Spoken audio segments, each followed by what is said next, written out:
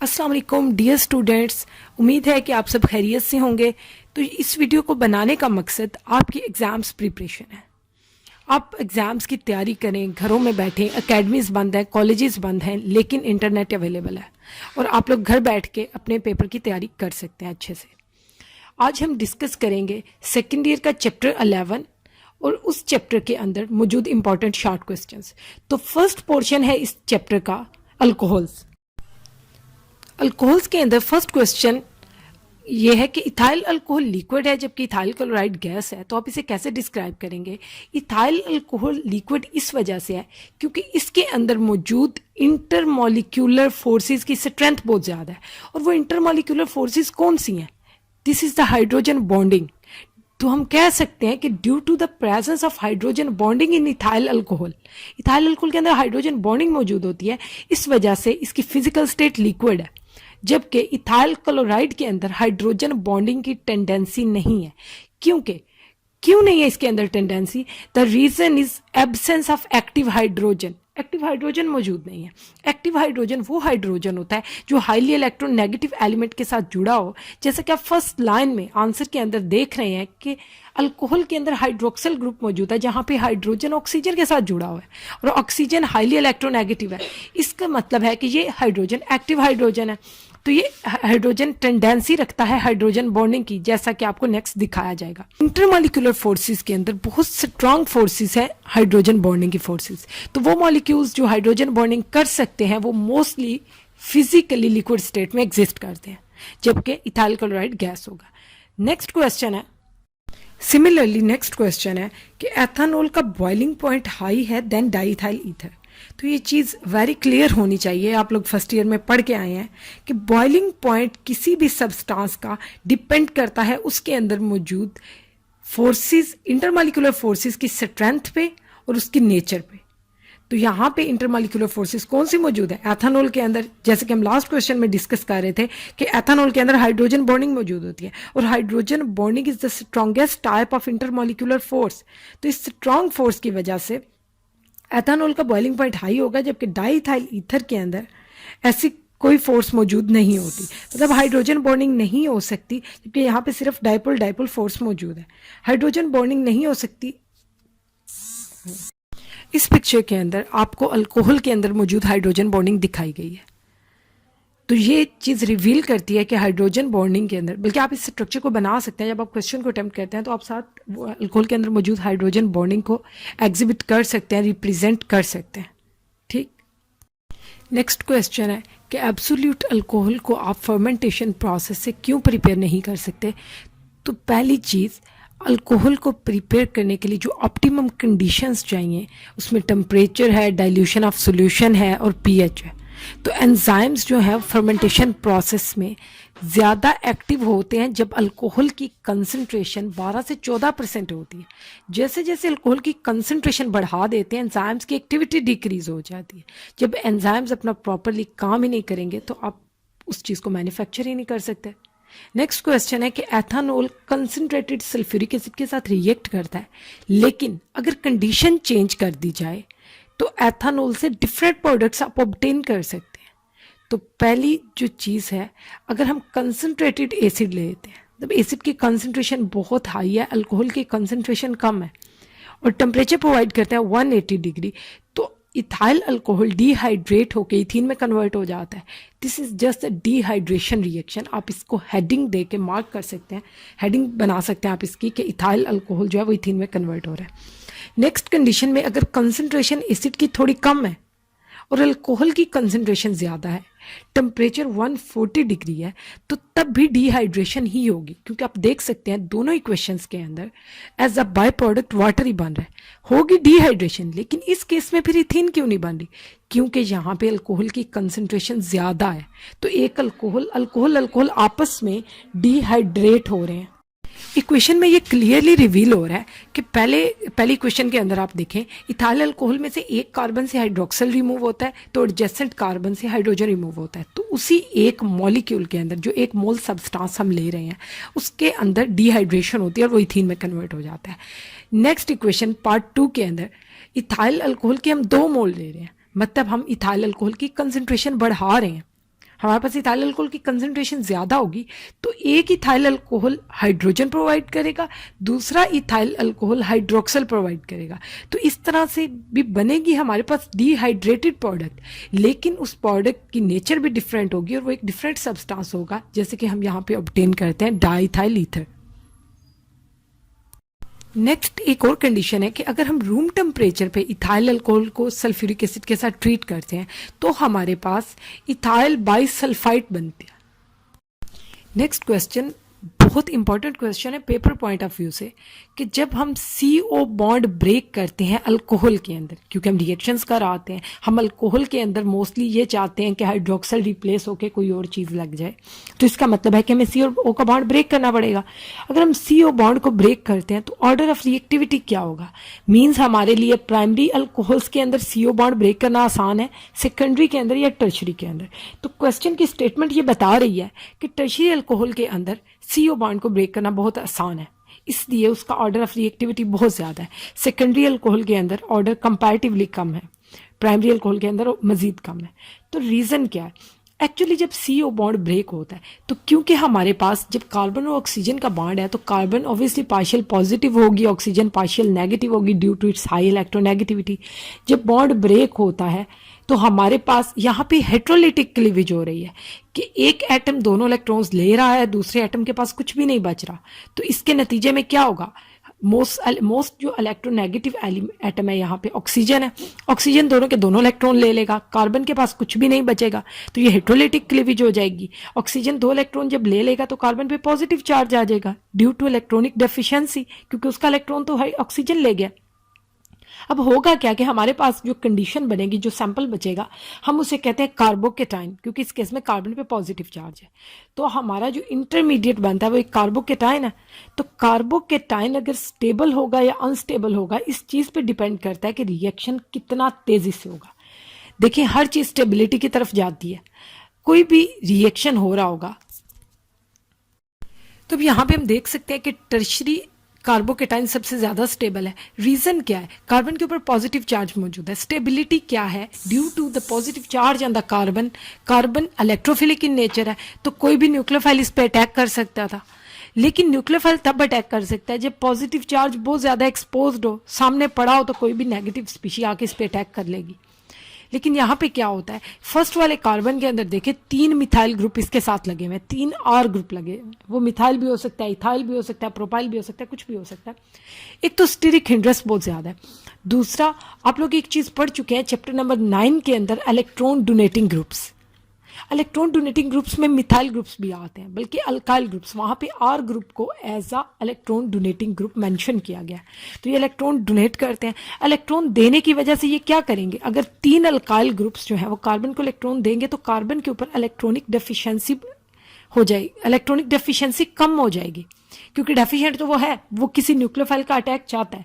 लेकिन क्या कर रहे हैं, 3 एटम्स जो उसके साथ कनेक्टेड है, उसके साथ बॉन्डेड है, वो उसे इलेक्ट्रॉन्स दिए जा रहे हैं कि हमारे से इलेक्ट्रॉन ले लो। तो वो क्या करेगा? वो यहाँ पे ज़्यादा स्टेबल रहना पसंद करेगा एज कम्पेयर टू कि वो बाहर से किसी से इलेक्ट्रॉन ले। तो वो नहीं चाहेगा कोई न्यूक्लियोफाइल उसके ऊपर अटैक करे। नेक्स्ट केस के अंदर 2 अल्काइल ग्रुप्स हैं। उससे अगले केस में प्राइमरी अल्काइल के अंदर एक R ग्रुप है। लास्ट वन जिसे हम नर्सरी अल्काइल्स भी कहते हैं, जो मिथाइल है, क्योंकि इस कार्बन के अंदर, जिस कार्बन के ऊपर पॉजिटिव चार्ज है, उसके साथ मजीद कोई कार्बन कनेक्टेड नहीं है।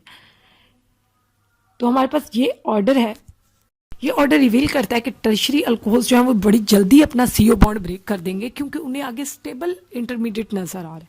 सेकेंडरी उससे कम स्पीड से करेंगे, प्राइमरी उससे कम स्पीड से, और नर्सरी अल्कोहल्स जो हैं वो उससे कम स्पीड से अपना CO बॉन्ड ब्रेक करेंगे। नेक्स्ट क्वेश्चन शॉर्ट क्वेश्चन के हिसाब से और लॉन्ग क्वेश्चन के हिसाब से, दोनों लिहाज से बहुत इंपॉर्टेंट है। आप प्राइमरी, सेकेंडरी और टर्शियरी अल्कोहल्स को कैसे डिस्टिंग्विश कर सकते हैं? अब पहली चीज़, ये क्वेश्चन इंपॉर्टेंट क्यों है? क्योंकि ये एक टेस्ट है और टेस्ट बाय नेम टेस्ट है। तो केमिस्ट्री में ऐसे सवाल मोस्टली एग्जाम्स में रिपीट किए जाते हैं जो बाय नेम रिएक्शंस होते हैं। इस टेस्ट का नाम है ल्यूकोस टेस्ट। क्वेश्चन ये है कि हम प्राइमरी सेकेंडरी और टर्शियरी अल्कोहल्स को कैसे डिस्टिंग्विश कर सकते हैं, तो आप उसे ल्यूकॉस टेस्ट से डिस्टिंग्विश कर सकते हैं, क्योंकि हम टेस्ट करते हैं और अल्कोहल्स हमारे पास सेपरेट हो जाते हैं। अब इस टेस्ट के अंदर होता क्या है कि आप अल्कोहल को ट्रीट करते हैं दो रिएजेंट्स के साथ। The first one is HCl and the second one is ZnCl2, zinc chloride. Tertiary alcohols तो इन कंडीशंस में फौरन रिएक्ट कर जाते हैं। आप इसी पेज पे जो बिल्कुल लास्ट रिएक्शन है वो देखें, लास्ट वाला हमारे पास टर्शियरी अल्कोहल है, क्योंकि ऊपर अभी हम पढ़ के आए हैं टर्शियरी अल्कोहल कौन से हैं, उनका ऑर्डर सबसे ज़्यादा है। अगर ऊपर वाले क्वेश्चन आप अंडरस्टैंड कर जाएंगे तो आपको ये क्वेश्चन समझने में बहुत आसानी होगी कि टर्शियरी अल्कोहल्स होते कौन से हैं। तो टर्शियरी अल्कोहल्स वो अल्कोहल्स हैं, वो कार्बन है जिसके साथ, वो कार्बन जो हाइड्रोक्सल के साथ लगा हुआ है, उसके साथ मजीद 3 अल्काइल ग्रुप्स लगे हुए हैं, और वो यहाँ पे लास्ट रिएक्शन है। लास्ट रिएक्शन के अंदर अगर हम ये रिएक्शन HCl और ZnCl2 के साथ ट्रीट कराते हैं अल्कोहल को, तो इमीडिएटली रिएक्शन हो जाता है और हमारे पास अल्काइल क्लोराइड बन जाता है। उसके बाद सेकेंड लास्ट रिएक्शन देखें, वो सेकेंडरी अल्कोहल है, क्योंकि वो कार्बन जिसके साथ OH लगा हुआ है वो मजीद 2 अल्काइल ग्रुप्स के साथ कनेक्टेड है। जब इससे इन्हीं रिएजेंट्स के साथ ट्रीट कराया जाएगा तो ये 5 से 10 मिनट लेगा रिएक्ट करने में, क्योंकि ये अपना CO बॉन्ड ब्रेक करने में बहुत टाइम ले रहा है। ये चाहते ही नहीं कि मेरा CO बॉन्ड ब्रेक हो। अब देखें ऊपर वाले क्वेश्चन के साथ इसका कितना कनेक्शन है। अगर आपको उस क्वेश्चन की समझ आएगी तो आप ये समझ पाएंगे कि यहाँ पे रिएक्शन टाइम क्यों ले रहा है। रीजन जो है वो 7 क्वेश्चन के अंदर है। 8 क्वेश्चन के अंदर आप ये बता रहे हैं कि टर्शियरी अल्कोहल इमीडिएटली रिएक्ट कर रहा है, क्योंकि वो बड़ी जल्दी अपना CO बॉन्ड ब्रेक कर देता है, कार्बोकेटाइन बना देता है, और क्लोराइड एज अ न्यूक्लियोफाइल उस पर अटैक करता है, क्योंकि क्लोराइड मीडियम में मौजूद है। HCl क्लोराइड प्रोवाइड करता है, वो क्लोराइड अटैक करता है, बड़ा इजीली अल्काइल क्लोराइड बन जाता है। सेकेंड लास्ट रिएक्शन के अंदर देखें, सेकेंडरी अल्कोहल चाहता ही नहीं है अपना बॉन्ड ब्रेक करना as compare to tertiary. Tertiary के हवाले से अगर देखा जाए तो ये अपना बॉन्ड ब्रेक नहीं करेगा इतना इजीली, जिसके नतीजे में CO बॉन्ड मुश्किल से ब्रेक होगा, तो फिर क्लोराइड लगेगा भी थोड़ी देर बाद। तो इसका मतलब इस रिएक्शन को होते होते 5 से 10 मिनट लग जाएंगे। तीसरा रिएक्शन जो फर्स्ट रिएक्शन है हमारे पास, क्योंकि हमने लास्ट से स्टार्ट किया था, एक्सप्लेनेशन जो है वो उसमें रिवर्स ऑर्डर दिया हुआ है। प्राइमरी अल्कोहल में देखें आप, R ग्रुप है आपके पास, वो OH के साथ अटैच है, तो ये रिएक्शन हीट करने पे होता है, अदरवाइज होता ही नहीं है। टर्शियरी अल्कोहल्स इमीडिएटली रिएक्ट करते हैं, सेकेंडरी 5 से 10 मिनट लेते हैं, प्राइमरी जो है वो हीट करने पे सिर्फ रिएक्ट करते हैं। तो अब हमें कैसे पता चलेगा कि रिएक्शन कंप्लीट हो गए? तो एक्चुअली हमारे पास एक ऑयली लेयर बनती है जब रिएक्शन कंप्लीट हो जाता है। नेक्स्ट क्वेश्चन, इस क्वेश्चन के अंदर हम डिफरेंट टर्म्स को एक्सप्लेन करेंगे, लेकिन ये क्वेश्चन बड़ा इंपॉर्टेंट है। किस लिए इंपॉर्टेंट है? इसके अंदर से कई क्वेश्चंस बनते हैं, मतलब ये पेपर जरूरी नहीं है पेपर में ये क्वेश्चन एज इट इज पूछा जाए। ये आपकी एक्सरसाइज में दिया हुआ है, जो क्वेश्चन यहाँ पे आपको स्क्रीन पे शो हो रहा है ये आपकी एक्सरसाइज का क्वेश्चन है, लेकिन इसे डिफरेंट पैटर्न से पेपर में दिया जाता है। अब इन टर्म्स को एक्सप्लेन करें। The first one is absolute alcohol. Absolute alcohol क्या होता है? 100% इथाइल अल्कोहल को एब्सोल्यूट अल्कोहल कहते हैं। अब 100% इथाइल अल्कोहल तो बनता ही नहीं था हमारे पास जब हम अल्कोहल बनाते थे। आपने पीछे मैन्युफैक्चरिंग ऑफ अल्कोहल पढ़ा, तो आपके पास तो 100% अल्कोहल बनता ही नहीं था। अब क्या करते हैं आप रेक्टिफाइड स्पिरिट प्रिपेयर करते थे, जिसे आप 95% एथेनॉल कहते थे, उसकी रीडिस्टिलेशन कराते हैं। तो रीडिस्टिलेशन किन कंडीशंस में कराते हैं? कैल्शियम ऑक्साइड की प्रेजेंस में। ये कैल्शियम ऑक्साइड क्या है? ये वहाँ से मॉइस्चर अब्जॉर्ब कर लेगा। जब ये मॉइस्चर अब्जॉर्ब कर लेगा तो पीछे हमारे पास प्योर अल्कोहल रह जाएगा, मतलब 100% एब्सोल्यूट अल्कोहल हमारे पास आ जाएगा। यहाँ से एक MCQs भी आता है। वो MCQs ये है कि आप एब्सोल्यूट अल्कोहल किन कंडीशंस में प्रिपेयर कर सकते हैं। तो आप बताएंगे कि redistillation with the help of calcium oxide, या फिर ये पूछा जाता है कि redistillation of rectified spirit is carried out with. तो बड़ी इंपॉर्टेंट चीज़ है, मोस्टली बच्चे कंफ्यूज हो जाते हैं। वो यहाँ पे या तो कैल्शियम हाइड्रोक्साइड लगा देते हैं या कैल्शियम कार्बोनेट लगा देते हैं। आप MCAT भी देंगे, ECAT देंगे, कोई भी टेस्ट देंगे, एंट्री टेस्ट देंगे पेपर के अलावा भी, तो ये चीज़ें आपको बहुत हेल्प करेंगी। कैल्शियम ऑक्साइड जो है वो डिहाइड्रेट करेगा और हमारे पास सैंपल प्रिपेयर हो जाए। नेक्स्ट चीज़ है, नेक्स्ट वन है मिथाइलेटेड स्पिरिट। क्या होता है? अगर इथाइल अल्कोहल के अंदर आप 10% मैथानॉल ऐड कर दें तो वो आपके पास मिथाइलेटेड स्पिरिट होगा। लेकिन मिथाइलेटेड स्पिरिट को हम ये भी कहते होते हैं कि इससे क्या होता है, जो लास्ट वाले पॉइंट में आपको बताया जाएगा। नेक्स्ट वन रेक्टिफाइड स्पिरिट क्या है? अल्कोहल को अगर आप फर्मेंटेशन के प्रोसेस से ऑब्टेन करते हैं तो वो तो आपके पास सिर्फ 12 to 14% आता है। तो इसकी आप बार बार डिस्टिलेशन करते हैं तब कि आप 95% अल्कोहल ऑब्टेन करें और वो आपके पास रेक्टिफाइड स्पिरिट है। तो यहाँ से एक और क्वेश्चन बन सकता है कि what is the difference between rectified spirit and absolute alcohol, या फिर रेक्टिफाइड स्पिरिट और मिथाइलेटेड स्पिरिट के दरमियान क्या फ़र्क है। नेक्स्ट क्वेश्चन है डीनेचुरेशन ऑफ अल्कोहल। तो ये एक अलग से शॉर्ट क्वेश्चन है। जब आप ऐड करते हैं मैथनॉल को एथेनॉल के अंदर, तो इसका टारगेट ये होता है, इसका मकसद ये होता है ताकि लोग इसे पिए ना, क्योंकि इंसान ब्लाइंड हो जाता है अगर मिथाइलेटेड स्पिरिट पी लेता है, मिथाइलेटेड अल्कोहल पी लेता है तो वो ब्लाइंड हो जाता है। तो ये प्रोहिबिटेड है। रोकने के लिए, ड्रिंकिंग को अवॉइड कराने के लिए जो लैब के अंदर अल्कोहल यूज़ किया जाता है, मतलब इथाइल अल्कोहल जो लैब्स के अंदर यूज़ किया जाता है, उसके अंदर मैथनॉल मिक्स होता है ताकि उसे कोई भी पिए ना।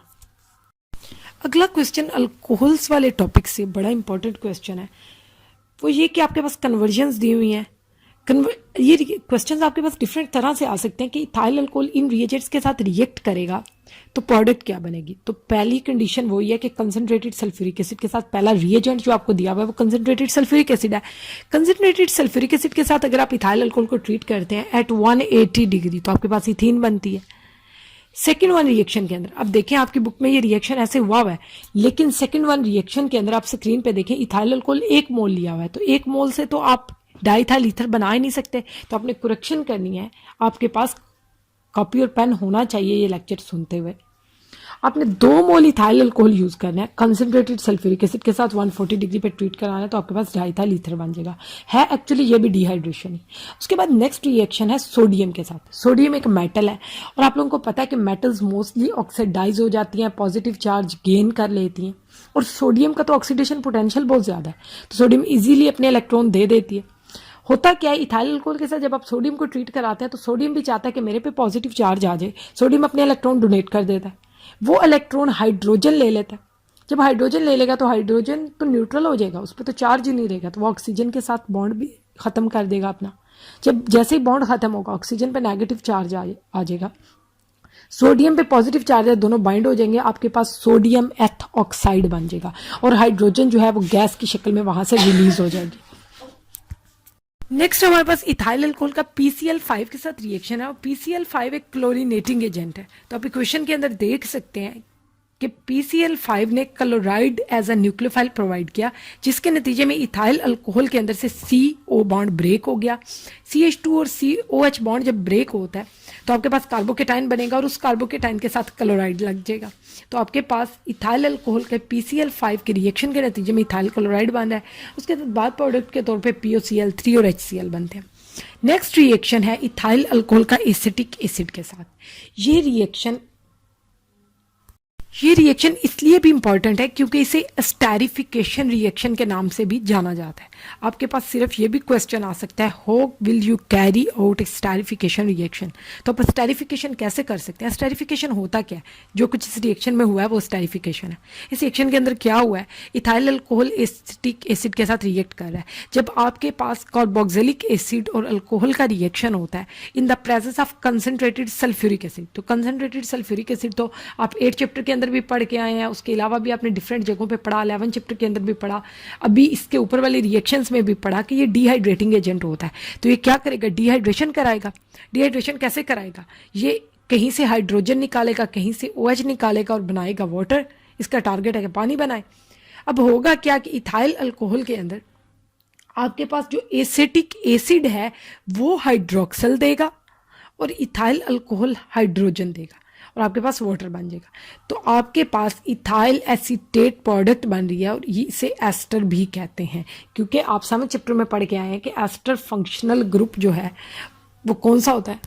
नेक्स्ट वन क्वेश्चन, ये बड़ा इंपॉर्टेंट शॉर्ट क्वेश्चन है पेपर पॉइंट ऑफ व्यू से कि आप मैथनॉल और एथनॉल को कैसे डिस्टिंग्विश कर सकते हैं। तो बहुत से स्टूडेंट इस क्वेश्चन को प्रेजेंट करते हुए गलतियां करते हैं। मैथनॉल और एथनॉल हमारे पास अगर मिक्स हो जाए ना किसी चीज़ के अंदर तो हम उन्हें वैसे सेपरेट नहीं कर सकते, हमें नहीं पता कि कैसे आप इन्हें सेपरेट। नेक्स्ट क्वेश्चन है आपके पास कि आप मैथनॉल और एथनॉल को कैसे डिस्टिंग्विश कर सकते हैं। मतलब आपके पास 2 फ्लास्क हैं, एक के अंदर मैथनॉल दिया हुआ है, एक के अंदर एथनॉल दिया हुआ है, तो आप बता ही नहीं सकते कि कौन सा मैथनॉल है कौन सा एथनॉल है, क्योंकि उनकी फिजिकल अपीयरेंस एक जैसी होती है। तो आप कैसे बताएंगे एग्जामिनर को कि ये मैथनॉल है ये एथनॉल है। उसे डिस्टिंग्विश करने के लिए आप आयोडोफॉर्म टेस्ट करेंगे, जो आपको बड़ी डिटेल में पढ़ाया जाता है। आयोडोफॉर्म टेस्ट, एथनॉल रिएक्ट कर जाता है और हमारे पास जो प्रोडक्ट आती है उसे हम आयोडोफॉर्म कहते हैं। जैसे हम क्लोरोफॉर्म कहते हैं ना CHCl3 को, इसी तरह CHI3 को आयोडोफॉर्म कहते हैं। तो आयोडोफॉर्म बनता कब है? जब हम इथाइल अल्कोहल को आयोडीन के साथ ट्रीट करते हैं in the presence of sodium hydroxide. अब ये आयोडोफॉर्म में नज़र कैसे आएगा? येलो प्रेसिपिटेट्स बन जाएंगे आयोडोफॉर्म के। तो ये मेथड जो है, ये रिएक्शन मैथानॉल नहीं देता, मैथानॉल रिएक्ट ही नहीं करता आयोडीन और सोडियम हाइड्रोक्साइड के मिक्सचर के साथ।